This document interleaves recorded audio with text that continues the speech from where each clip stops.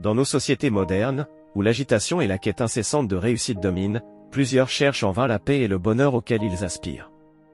Les vaines ambitions, nourries par l'illusion d'un bonheur superficiel ou d'une reconnaissance passagère, laissent les cœurs vides et les âmes fatiguées. Depuis la nuit des temps, les êtres humains cherchent désespérément à combler un vide profond par des moyens éphémères, s'égarant dans un tourbillon de mirages sans fin.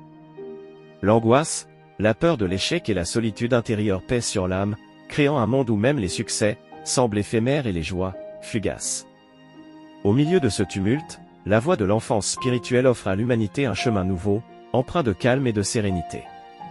Elle invite chacun à retrouver ce qui nourrit profondément l'âme, loin des artifices et des distractions incessantes du monde. Cette spiritualité est un appel à la grandeur véritable, celle qui s'exprime dans l'humilité et dans l'amour de la simplicité.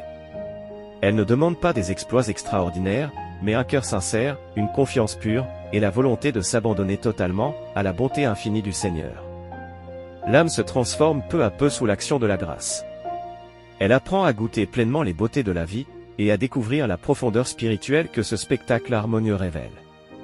La lumière d'un coucher de soleil, le murmure d'un ruisseau, ou la danse des feuilles sous le vent deviennent pour elle des témoins silencieux, d'une présence céleste qui imprègne toute chose. Dans cette communion avec la nature, l'âme se régénère, et elle se nourrit de la douce contemplation qui s'offre à elle.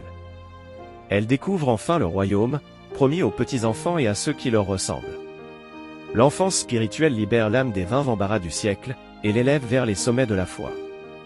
Elle s'épanouit alors par un renouvellement intérieur, et accueille la sagesse divine avec un cœur d'enfant.